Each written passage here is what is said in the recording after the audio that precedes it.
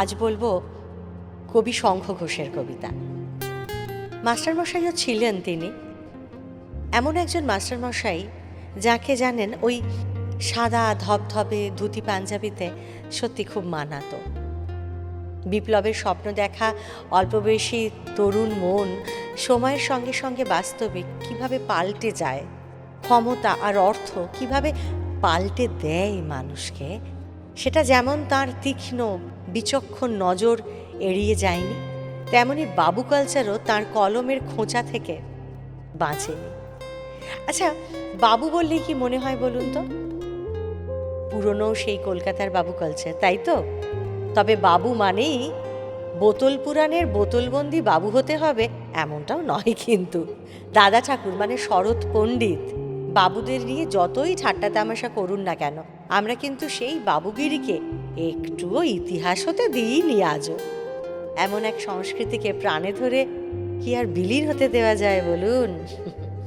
কবি শঙ্খ ঘোষ যেখানে পারেননি, সেখানে আমরা তো কোন ছাড়। বাবুদের এত ভালো লাগে কেন বলুন তো? আসলে এই বাবুরা বেশ সব জানতা হন।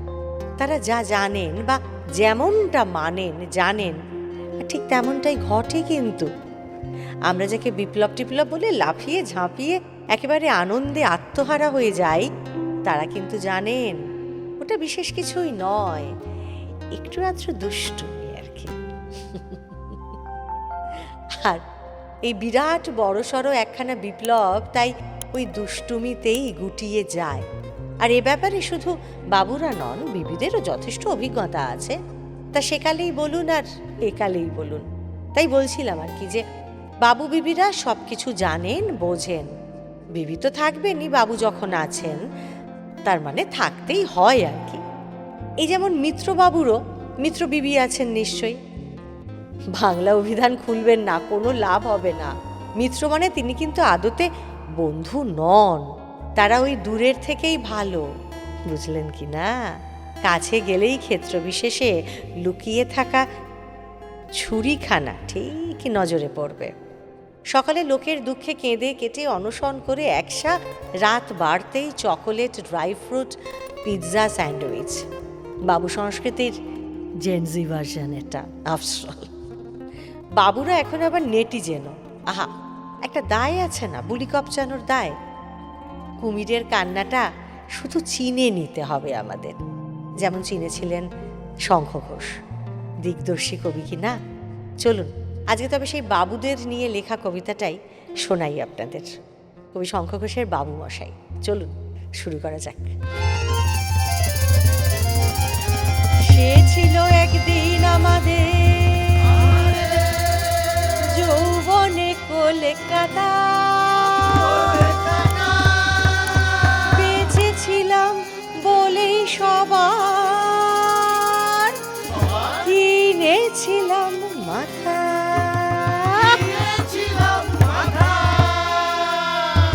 সে ছিল একদিন আমাদের যৌবনে কলকাতা, বেঁচেছিলাম বলেই সবার কিনেছিলাম মাথা। সে ছিল একদিন আমাদের যৌবনে কলকাতা, বেঁচেছিলাম বলেই সবার কিনেছিলাম মাথা। আর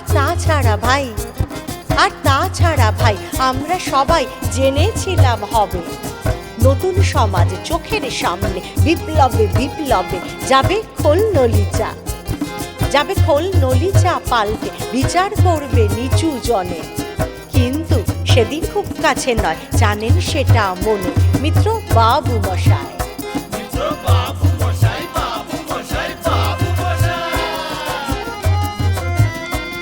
মিত্র বাবু মশাই বিষয় আশয় বাড়িয়ে যান, তাই মাঝে মধ্যে ভাবেন তাদের নুনান্তে পান্তাই নিত্য ফুরোয় যাদের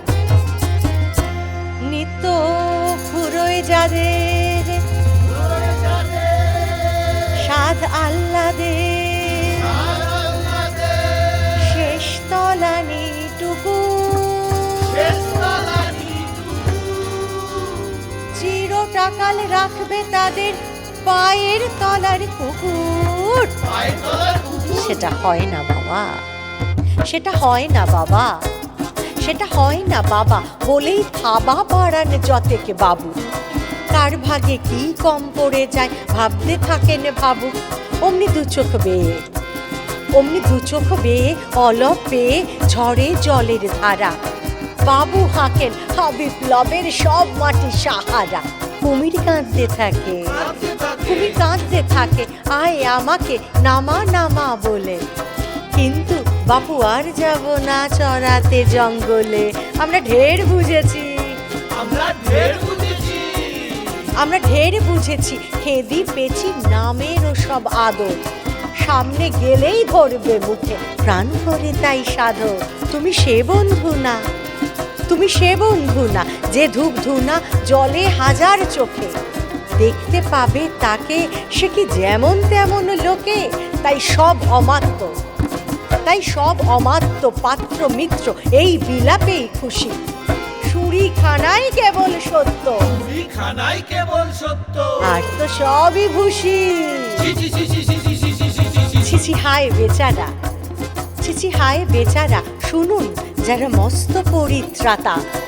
এ কলকাতার মধ্যে আছে আর একটা কলকাতা। হেঁটে দেখতে শিখুন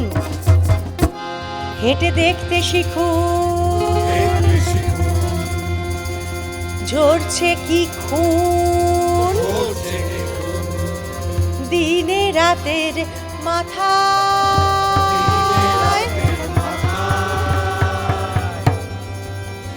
আর একটা কলকাতায় সাহেব, আর একটা কলকাতায় সাহেব বাবু মশাই। হেঁটে দেখতে শিখুন ঝরছে কি খুন দিনে রাতের মাথায়। আর একটা কলকাতায় সাহেব, আর একটা কলকাতায় সাহেব বাবু মশাই। সে ছিল একদিন আমাদের যৌবনে কলকাতা। বেঁচেছিলাম বলেই সবার কিনেছিলাম মাথা। সে ছিল একদিন আমাদের যৌবনে কলকাতা। বেঁচেছিলাম বলেই সবার কিনেছিলাম মাথা। বেঁচেছিলাম বলেই সবার কিনেছিলাম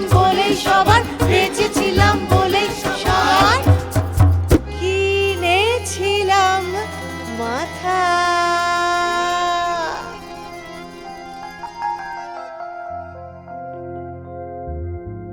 কবিতায় সমাজ আর সময় ভীষণভাবে রিফ্লেক্টেড হয়। আর কবি শঙ্খ ঘোষের কবিতায় আমরা তা বারবার যেভাবে দেখতে পাই, তাতে চোয়াল শক্ত করা একজন ঋজু মানুষকেও আমরা অনুভব করতে পারি খুব সহজে। তার লেখা আরেকটি বিখ্যাত কবিতা যমুনাবতী একটা কালো নিরন্ন সময়ের দলিল। ইতিহাস আমাদের জানতে হবে বই কি, কারণ ইতিহাসই তো আমাদের সচেতন করে দেয়, আমাদের সাবধান করে দেয়, তাই না? বাংলার প্রথম মুখ্যমন্ত্রী বিধান রায়ের আমলে খাদ্য সংকট এমন একটা আকার ধারণ করেছিল যে রাজ্যে মহামারীর পরিস্থিতি তৈরি হয়েছিল। চালের টন ৩৮২ টাকা থেকে এক লাফে ৫৩২ টাকায় পৌঁছে গিয়েছিল। ভাবতে পারেন, গম নেই, ডাল নেই, শাকসবজির বাজারে আগুন, খেতে চাইলেই জোটে মার। পেটে খিদে নিয়ে হাত পাতলে রাস্তায় ফেলে মার। আজ আমাদের পিৎজা বার্গারের যুগে এই সমস্ত শুনলে হয়তো আঁতকে উঠতে হবে, কিন্তু এর চেয়ে বড় সত্যি সেই সময়ের বাংলায় আর ছিল না। হ্যাঁ, আমি এই সোনার বাংলার কথাই বলছি। পেটের খিদে মেটানোটা মৌলিক অধিকার বলে শুরু হলো এরপর একটা বৃহত্তর গণ আন্দোলন, খাবার চেয়ে আন্দোলন। এই আন্দোলনকে খাদ্য আন্দোলন নাম দিল ইতিহাস। সেই আন্দোলনের প্রধান মুখ কিন্তু ছিল, জানেন, কিশোর কিশোরীর দল। সেখানে কোনো ঝান্ডা বা লিফলেটের ভিড় ছিল না, ছিল শুধু ভুখা পেটের হাহাকার। কিন্তু সেই হাহাকার এমন মাত্রা ছাড়া পর্যায়ে পৌঁছলো যে শয়ে শয়ে মুখকে গ্রেপ্তার করেও মুখের সংখ্যা কমল না। যখন মেরে ধরে রক্ত ঝরিয়েও এই আন্দোলনের শিরদাঁড়া বাঁকানো গেল না, তখন অবশ্য দাবি মানতে বাধ্য হলো কর্তৃপক্ষ। কিন্তু তার আগেই যে একের পর এক কিশোরীর চুল্লিতে তাদের বাবা কাঁপা হাতে আগুন জ্বালিয়ে এসেছেন, সেই আগুনের আঁচেই কলম ডুবিয়েছেন কবি শঙ্খ ঘোষ। মরার পরেও মরতে দেননি তাঁদের, বাঁচিয়ে রেখেছেন আমাদের জন্য, অনাগত ভবিষ্যতের জন্য। এবার সরাসরি কবি শঙ্খ ঘোষ তাঁর কবিতার মুহূর্ত এই বইটিতে এই কবিতাটি লেখার যে প্রেক্ষাপটের উল্লেখ করেছেন সেটাই সরাসরি আপনাদের সঙ্গে শেয়ার করি। 1951 সালের একটা সকালে খবরের কাগজ খুলে একদিন তিনি দেখলেন যে প্রথম পাতায় বড় বড় হরফে কুচবিহারের খবর। পুলিশের গুলিতে 16 বছরের একটি কিশোরীর মৃত্যুর খবর। স্বাধীনতা 4 বছর পরে দেশের মানুষের কাছে তার খবর এসে পৌঁছচ্ছে, কিন্তু খাবার এসে পৌঁছল না। ক্ষোভে লজ্জায় কাগজ হাতে বসে রইলেন কবি অনেকক্ষণ। তার শুধু মনে হচ্ছিল ওয়ান মোর আনফরচুনেট। ভুখা মানুষ মিছিল করল। এসব সময় যেমন হয় তেমনটাই হলো। নিরাপত্তার জন্য তৈরি হলো পুলিশের কর্ডন। নিষিদ্ধ সীমা পর্যন্ত এসে থমকে গেল সেই মিছিল। কারণ ঘোষণা আছে যে কর্ডন ভাঙলেই চলবে গুলি, তাই তারা ভাঙতে চায়নি। তারা কেবল জানাতে চেয়েছিল যে তারা নিরুপায়, তারা শুধু খাদ্য চায়, একটু খাবার চায়। তাই নিষেধের সামনে সারা দিন মুখোমুখি দাঁড়িয়ে রইল পুলিশ আর জনতা। তারপর ধৈর্য যায় ভেঙে, কিন্তু কার ধৈর্য ভাঙল সেটা জানা যায়নি। কাগজে খবর ছিল এই যে মিছিলের একেবারে সামনে থেকে একটি 16 বছরের মেয়েকে কর্ডনের এপারে টেনে নেয় পুলিশ, আর অবৈধ এই সীমা লঙ্ঘনের অভিযোগে সঙ্গে সঙ্গে তাকে গুলি করা হয়। পথের ওপরেই মৃত্যু হয় তার। স্বাধীন দেশের স্বাধীন পুলিশের হাতে স্বাধীন এক কিশোরীর কত অনায়াস সেই মৃত্যু। এইটুকুই নয়, আরও একটু খবর ছিল সঙ্গে, জানেন। হতভাগ্য সেই মেয়েটির মা বিলাপ করতে করতে বলেছিলেন যে তিনি মেয়ের বিয়ের সমস্ত ব্যবস্থা করে রেখেছিলেন কোনো মতে, কিন্তু কেন যে কোনো নিষেধ না শুনে কোন দুর্মতিতে ওই সর্বনেশে মিছিলে ভিড়ে গেল তার মেয়ে, কে জানে। কি নিয়ে তার জীবন কাটবে এবার? এ খবরের পর কিছুদিন ধরে রাগ আর দুঃখের ধ্বনি প্রতিধ্বনি শোনা গেল দেশ জুড়ে। ঝড় উঠল বিধানসভায়। একটা তদন্ত কমিশন বসালো সরকার। হ্যাঁ, এসব সময় যেমন হয়ে থাকে। সেই তদন্তের ফল অবশ্য জানা যায়নি আর কোনো দিন। তারপর সময়ের নিয়মে সবার মন থেকে আস্তে আস্তে মিলিয়ে গেছে সব। এসব সময়ে যেমনটা হয়, মিলিয়ে গেছে কবিরও মন থেকে। এরপর কলেজ স্ট্রিট বাজারের পিছন দিকে একটা বাড়িতে থাকার সময়, তখন তিনি বিএ পরীক্ষা জাস্ট দিয়েছেন, একদিন সকালবেলায় জানলা দিয়ে নিচের গলিতে দেখছেন যে রুটি শাকার দোকানে এক দোকানি উনুনে আঁচ দিচ্ছেন। ময়লা ছেঁড়া পোশাকে কয়েকটি ছেলেমেয়ে তারই পাশে দুলে দুলে পড়াশুনো করছে। বারান্দার পিছনে তাদের ঘর থেকে ভেসে আসছিল তার ছোট বোনের ছড়া ওড়ানো। ঠিক এই সময় তার মা ডাকলেন খাবার জন্য। কবি লিখছেন, তখন ওই মুহূর্তে যেন এক দমকায় ফিরে এলো 1 মাস আগের সেই কুচবিহারের দিন। ফিরে এলো নাম না জানা সেই মেয়েটির আর তার মায়ের মুখের ছবি। উঠে এলো কয়েকটি শব্দ, নিভন্ত এই চুল্লিতে মা, একটু আগুন দে। কিছুক্ষণের মধ্যে লেখা হয়ে গেল বেশ কয়েকটা স্তবক। অদেখা সেই মেয়েটির নাম হয়ে উঠল যমুনাবতী, সনাতন বাংলাদেশের কোনো যমুনাবতী সরস্বতী। চলো কবিতাটা শোনাই এবার।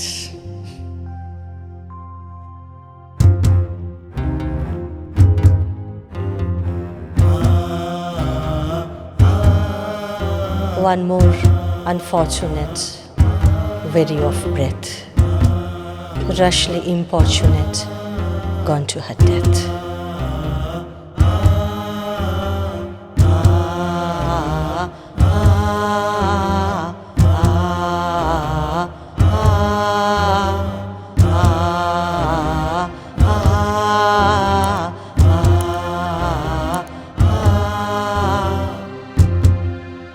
নিভন্ত এই চুল্লিতে মা, একটু আগুন দে, আর একটু কাল বেঁচেই থাকি বাঁচার আনন্দে। নতুন নতুন পায়রাগুলি খাঁচাতে বন্দি, 2-1 মুঠো ভাত পেলে তা ওড়াতে বন্দি। গা রে সা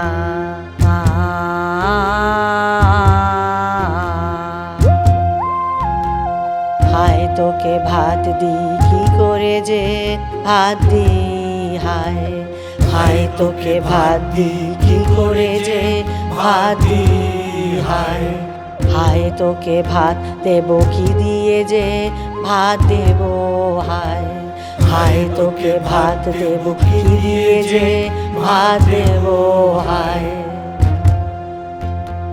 নিভন্ত এই চুল্লি তবে একটু আগুন দে হাড়ের শিরায় শিখার মাতন মরার আনন্দে দুই পারে দুই রুই কাতলার মারণি ফন্দি বাঁচার আশায় হাত হাতিয়ার মৃত্যুতে মন্দি টর্গিনা জমকে কে সামলায় ধার চকচকে থাবা দেখছো না হামলায় টর্গিনা জমকে কে সামলায় ধার চকচকে থাবা দেখছো না হামলায় যাসনে ও হামলায় যাসনে যাসনে ও হামলায় যাসনে কান্না কন্যার মায়ের ধমনীতে আকুল ঢেউ তোলে জলে না মায়ের কান্নায় মেয়ের রক্তের উষ্ণ হাহাকার মরে না চলল মেয়ে রণে চলল বাজে না ডমরু অস্ত্র ঝনঝন করে না জানল না কেউ তা চলল মেয়ে রণে চলল চলল মেয়ে রণে চলল পেশির দৃঢ় ব্যথা মুঠোর দৃঢ় কথা চোখের দৃঢ় চালার সঙ্গে চলল মেয়ে রণে চলল চলল মেয়ে রণে চলল চলল মেয়ে রণে চলল নেকড়ে ওজোর মৃত্যু এলো মৃত্যুরই গান গা মায়ের চোখে বাপের চোখে দু তিনটে গঙ্গা দুর্বাতে তার রক্ত লেগে সহস্র সঙ্গী জাগে ধক ধক যজ্ঞে ঢালে সহস্র মনঘি যমুনাবতী সরস্বতী কাল যমুনার বিয়ে যমুনা তার বাসর রচে বারুদ বুকে দিয়ে বিষের টোপর নিয়ে যমুনাবতী সরস্বতী কাল যমুনার বিয়ে যমুনা তার বাসর রচে বারুদ বুকে দিয়ে বিষের টোপর নিয়ে যমুনাবতী সরস্বতী গেছে এ পথ দিয়ে দিয়েছে পথ গিয়ে নিভন্ত এই চুল্লিতে বোন আগুন ফলেছে নিভন্ত এই চুল্লিতে বোন আগুন ফলেছে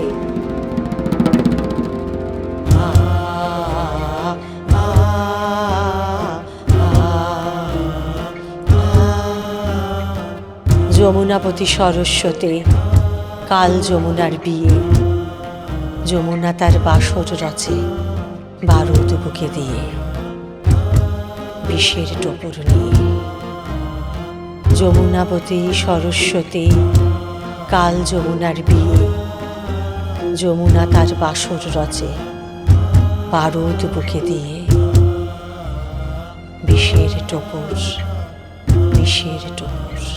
নিয়ে